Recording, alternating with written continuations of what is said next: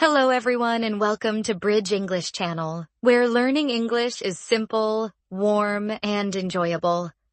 A bridge that brings you closer to new friends, new cultures, and people all around the world. I'm Catherine. Hello, Catherine. And hello to all our wonderful listeners. It's really nice to be here with you today. It really is. Every time we sit down to record, I feel happy.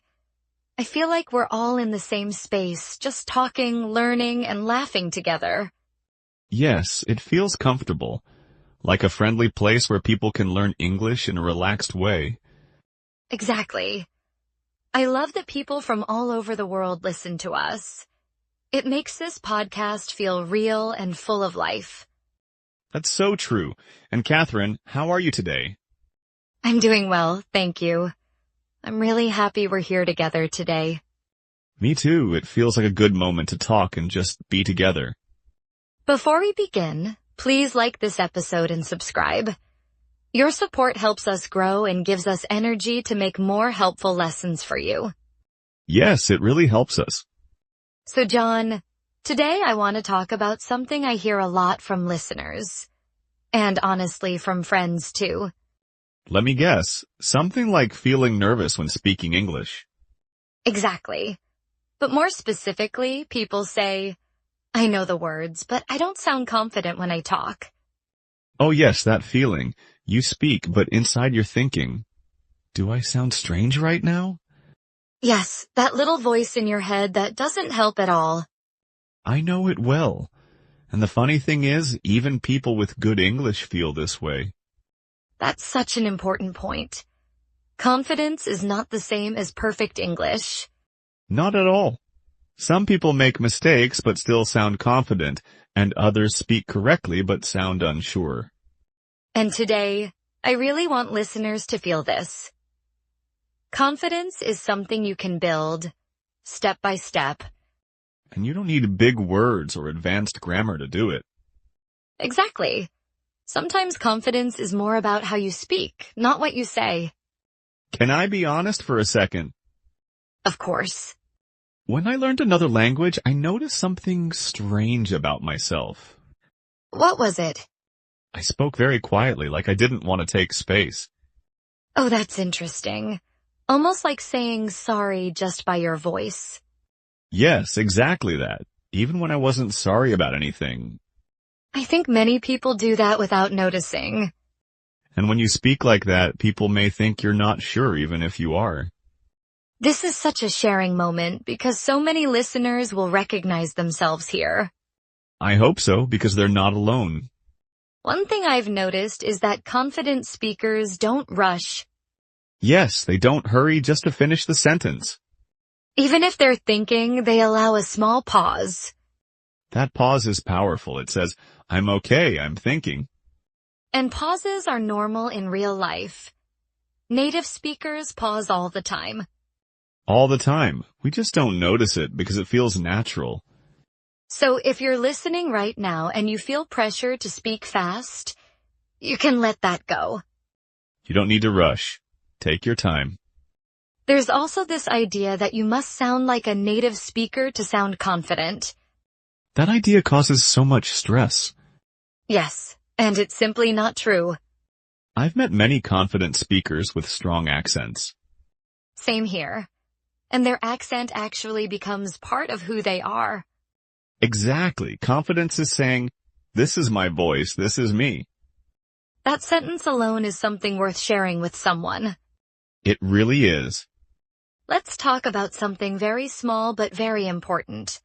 Short sentences. Oh, I love this topic. Many learners think longer sentences sound smarter. But often short sentences sound clearer and stronger. For example, instead of trying to explain everything, you can say, I think this works. Or I'm not sure yet, but I'll check.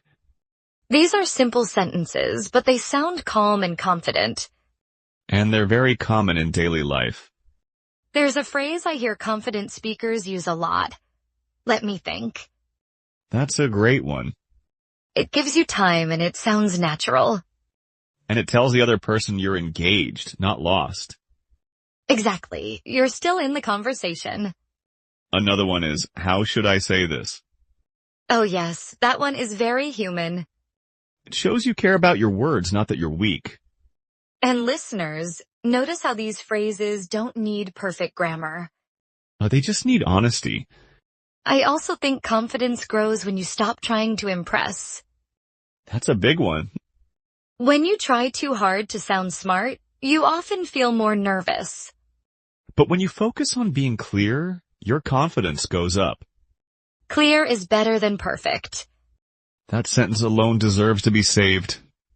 Let me ask you something, John. Sure.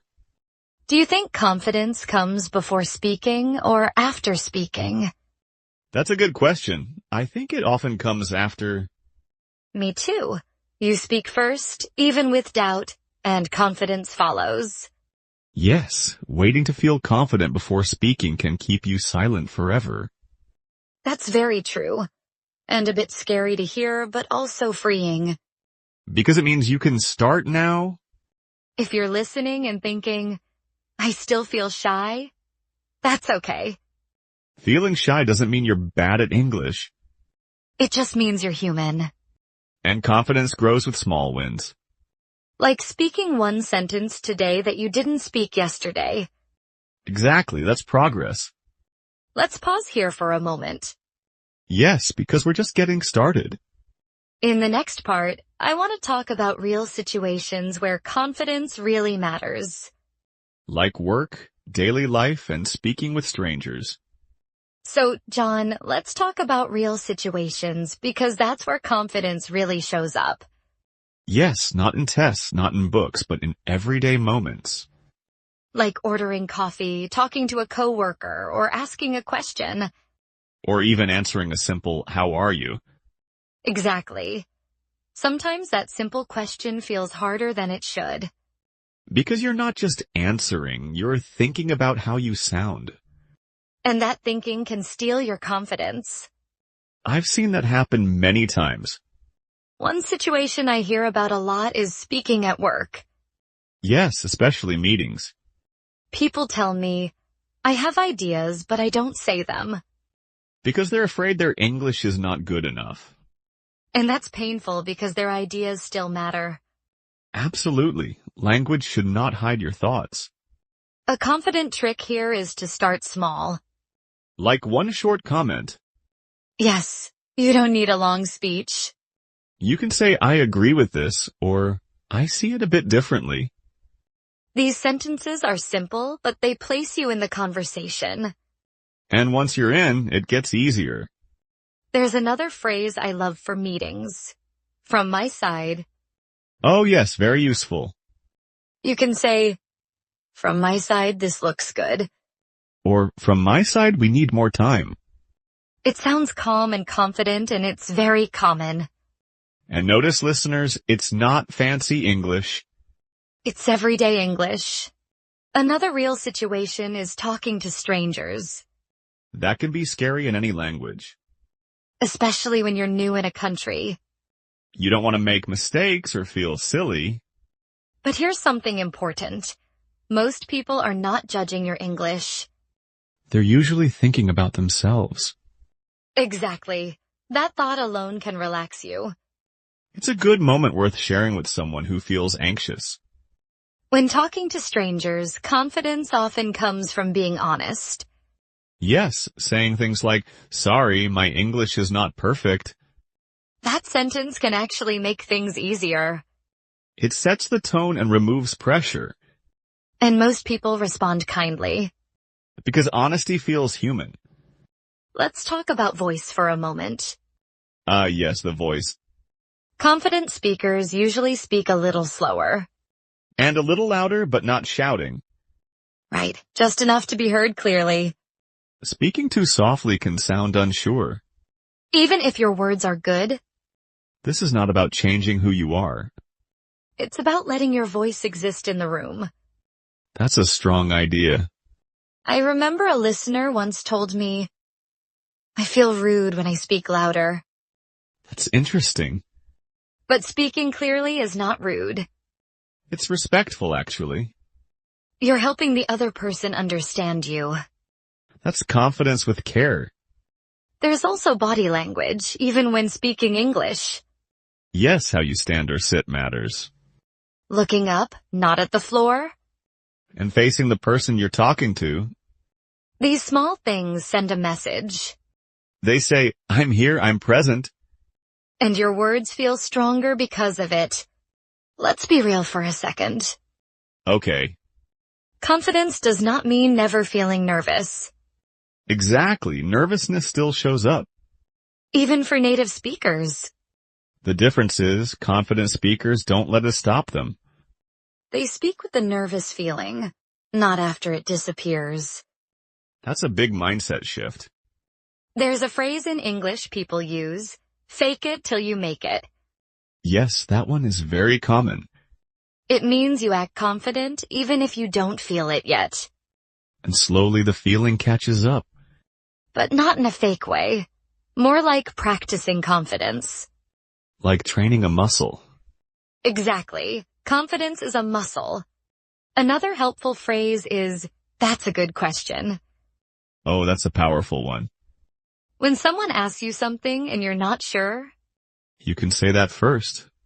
it buys you time and sounds confident. And it shows respect to the other person. Two things at once. I also notice confident speakers are okay with saying, I don't know. Yes, that's huge.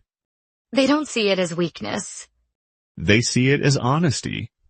Saying, I don't know yet, can sound very confident. Because you're comfortable with yourself. If you're listening now, I want you to hear this clearly. Confidence is not a personality type. It's a skill you can practice. Step by step, day by day. And every small conversation counts. Even this one you're listening to right now. Let's slow down here for a second. Yes, let it sink in. In the final part, I want us to talk about letting go of fear. And ending with trust in your own voice. So, John, let's talk about fear. Because fear is usually the last wall between speaking and sounding confident. Yes, that quiet fear that says, what if I say it wrong? Or what if they don't understand me? Or even worse, what if they judge me? Those thoughts feel very real, especially in another language. But they don't always tell the truth. One thing that helped me was changing the goal. Changing it how? Instead of trying to sound perfect, I tried to sound clear. That's a powerful shift. Clear means your message gets through. And confidence grows when communication works. Sometimes confidence is just accepting small mistakes. Yes, mistakes don't break conversations. Silence and fear do. Most people understand you even with mistakes. And if they don't, they usually ask politely. Which is normal and human. There's a phrase people use in daily life. You know what I mean. Oh yes, that one is everywhere. It's often used when you feel your sentence is not perfect. And it gently invites the other person to meet you halfway. It sounds relaxed and confident at the same time. And very natural. Another thing that helps is repetition. You mean saying the same thing again in a simpler way? Exactly. For example, it was stressful. Very stressful. That repetition adds strength, not weakness. And it buys you time without stopping the flow. Confident speakers do this a lot without thinking. Let's talk about the moment after you speak. Ah yes, that moment of waiting. When you think, was that okay? That moment can feel long. Here's something important. Don't pull your sentence back. Meaning, don't apologize too fast. Yes. Avoid saying, sorry, my English is bad right away. Let your words stand for a second. Give them space. Confidence is also about trusting the listener. Trusting that they are listening with kindness. And not looking for mistakes. Most conversations are not exams. They're just two people trying to understand each other. I want to share something personal. Go ahead. I've seen people become more confident just by speaking a bit more each day. Yes, consistency matters more than talent. One sentence today, two tomorrow. That's how confidence quietly grows. If you're listening and you still feel unsure, that's okay. Feeling unsure doesn't mean you're failing. It means you're learning. And learning is not silent. There's a simple truth I want listeners to remember. What is it? People remember how you make them feel, not your grammar. That sentence alone is worth sending to someone. Yes, because it changes everything. Confidence in English is not about sounding like someone else. It's about sounding like you in English. Your voice, your rhythm, your story. That's enough. Let's slow down and breathe for a moment. Just a small pause. If you've been afraid to speak, you're not alone. And you don't need to fix everything today. Just take one small step after this episode. One sentence, one moment. Thank you so much for listening to today's episode of Bridge English Channel. If you enjoyed today's lesson, please like this episode and subscribe. And now, before you leave, we want to hear from you. Tell us in the comments. Or share a moment when you spoke English and felt proud afterward. Your English doesn't need to be perfect. It just needs to be honest. We read every single comment. And we reply to them because you are part of this global family. And if you want to meet students from all around the world, come join our Bridge English Channel Global Group. Let's continue learning and growing together. Bye for now. Goodbye, everyone.